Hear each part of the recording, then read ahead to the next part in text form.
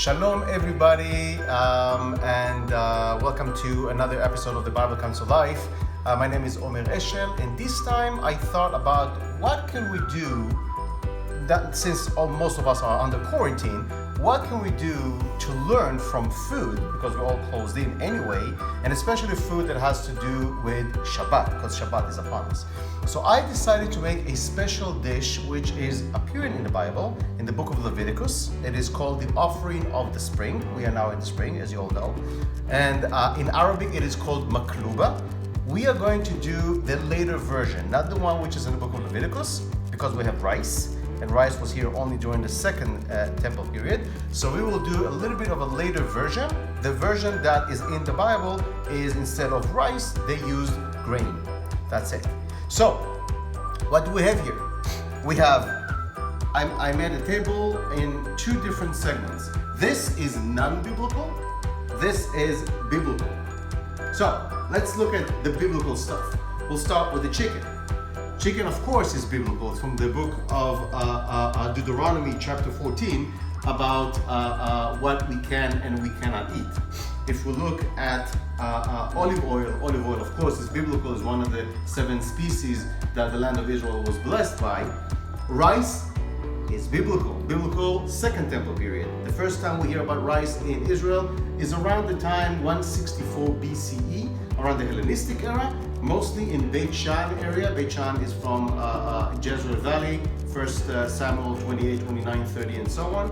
And also Hula Valley, which we counted in the Bible as waters of Marom, Joshua 10. So rice is biblical. Continue to carrot. Carrot biblical? Well, yes, carrot is biblical. If you will open your book of Habakkuk, chapter 3, it speaks about carrot. Next to the carrot, we have dill, or in Hebrew we call it shamir. Shamir, in the book of Isaiah, chapter 5, verse 6, and it says, and the dill, shamir, will come out with a thorn. It's a part of a prophecy. This is a special herb, a local herb to Israel. Continue what we have here. Cauliflower. Is cauliflower biblical? Well, yes it is. Cauliflower is actually from the second temple period. It's not in the Bible, but it is from the time of the Bible. We hear about cauliflower with old Plinius around the year 78 AD, around the time of John the Evangelist. So cauliflower is biblical. Then we're going to move to onion. Is onion biblical? Well, yes, onion is in the book of Numbers, chapter 11, verse 5. Onion. So this is our biblical section. We are moving to the spices that we're going to use. We have biblical, of course, we have the salt, which is biblical. We know it from pillar of salt, from the book of Genesis, a story of Lot. Garlic, very biblical. Black pepper, not biblical. Black pepper is from around the 15th century AD, brought by Donna Grazia to Europe. We have cinnamon, very biblical. Myrrh, cinnamon, and spices in the book of Numbers, book of Genesis, book of in the New Testament, book of First Kings, Second Kings. Cinnamon is a big deal. Cumin and turmeric. Both are not biblical. They are Indian spices brought to Israel a little bit around, give or take, medieval times. So after we have all the ingredients, let's go and see how we start to cook the spring offering. Join me. So we are now in the preparation. So in order for us to prepare, what we need to do is to fry the chicken in olive oil and preheat an oven to about, in Celsius, about 200 degrees, give or take 400, 500 degrees Fahrenheit, to make it really, really hot. The idea is for us to short the time of cooking by already making the vegetables a little bit softer. So we have our oil on the fire. We need a pan, and we're gonna oil the pan, put the vegetables, the hard vegetables, meaning the potatoes, the eggplant, the cauliflower, the carrot, and the onion, all of the, apart from the dill, all of them on the pan, and then put them inside the oven for about 20 minutes until it's gonna get softer. In the meantime, we're going to put the chicken inside the oil, fry it, and then add a cup of water and let it steer for about 20 minutes. Join me when it's done.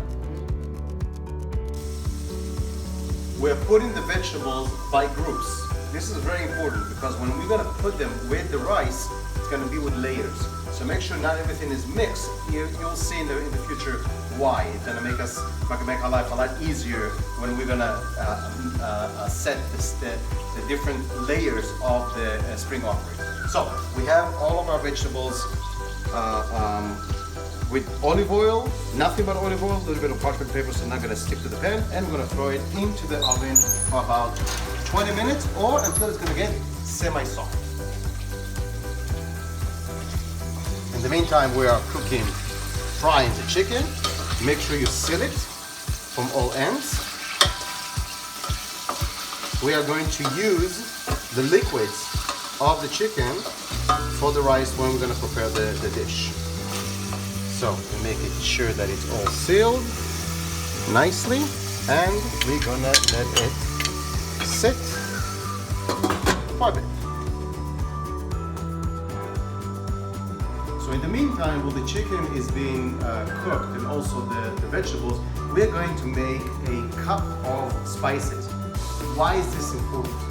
Because we're going to put all the ingredients in a layer, and then after we're going to put all the layers, we're not going to stir the rice. It's important for the spices already to be dissolved and mixed together. We're just going to pour them rather than spread them around. It's not like a regular cooking. So we have a small bowl with hot water. We're going to put a little bit of cinnamon, cumin,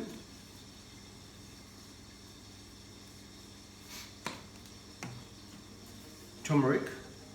By the way, very good for the coronavirus. Turmeric is good against inflammation and against disease. I kid you not.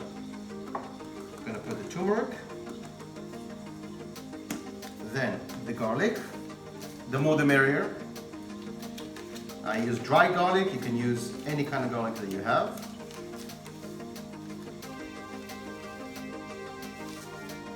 And of course some black pepper and salt. Salt you should put about 1 spoon for the whole dish. 1 spoon for 1 cup of rice. After we have everything inside the bowl, we're going to stir it until we're going to get a soup. Come see it. A kind of soup-like mixture. We're going to make sure all the lumps and everything is completely dissolved, because we're going to pour this on the layers of the chicken and the vegetables.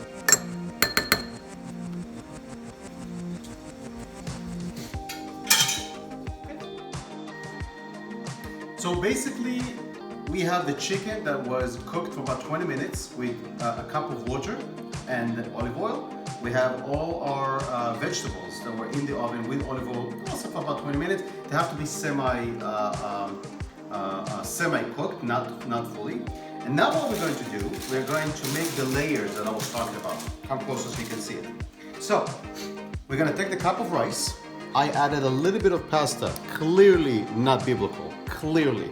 But it sticks the rice together, which makes it a very nice texture.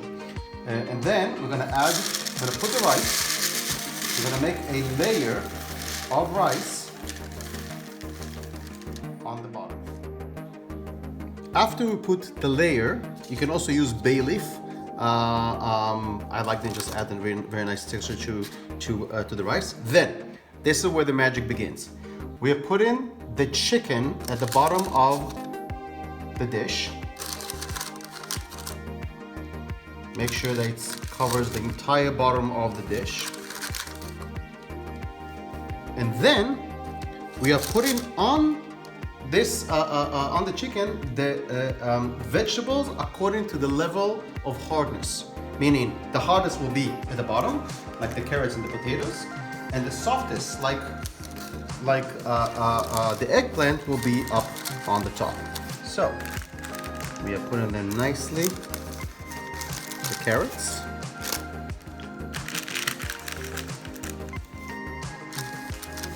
All the carrots.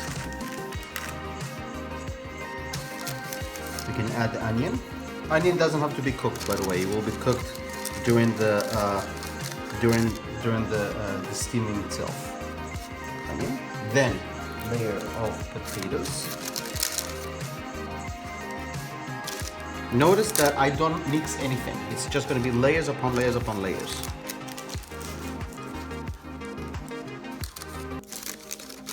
Potatoes.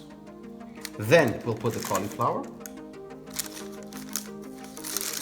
Nicely all around.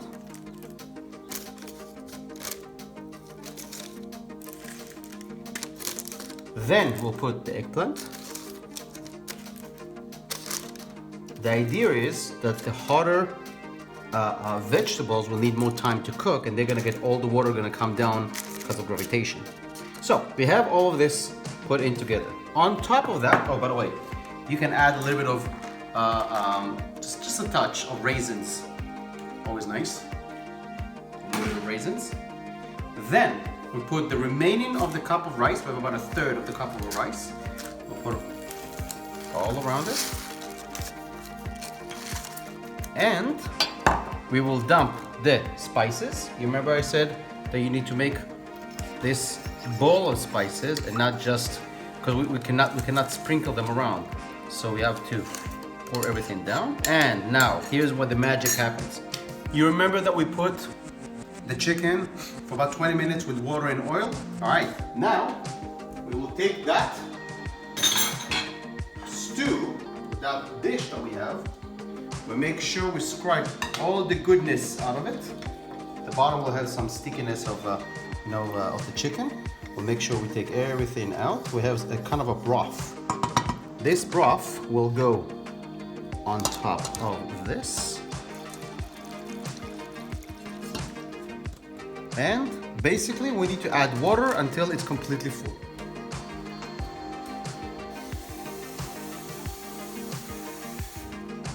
So, we add more water.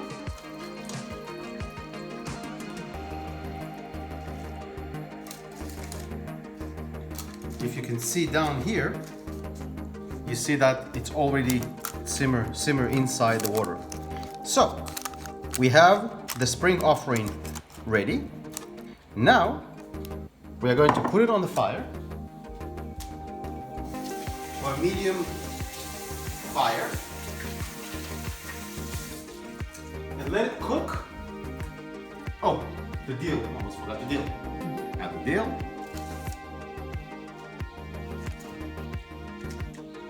Now, don't mix it. That's the secret. Do not mix it. We took the whole thing, put it on the fire on a medium heat. Make sure it's covered.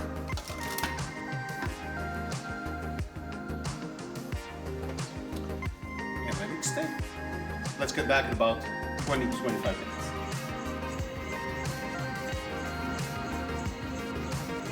About 20 minutes had gone by. You can see that it's all boiling nicely, but we still need to put it to rest a little bit until we're going to see chimneys that were created because of the steams. So let it stay. The longer it stays, the better it will taste later.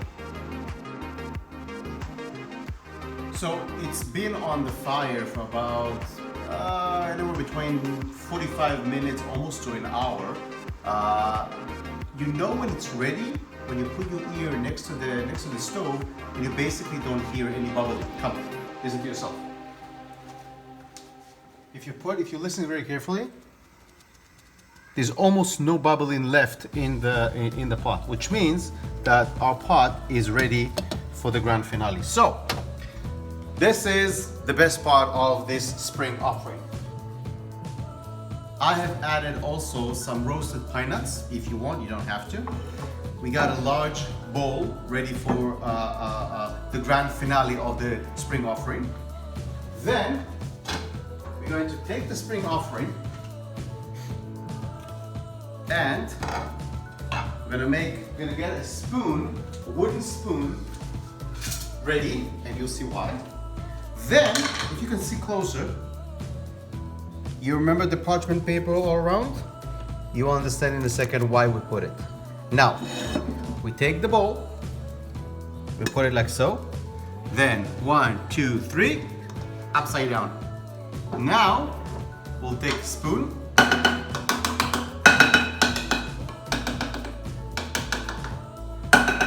This is where the magic begins. Some Shabbat music.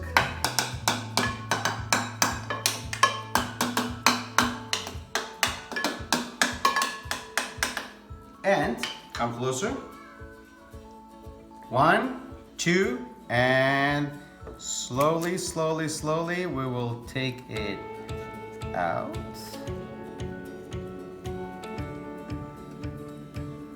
And reveal the upper part of the spring offering. This is the best part. This rice is called kaimak. That is the absolute best part of the entire dish. Make sure not to waste it. Let's add it back to the pot.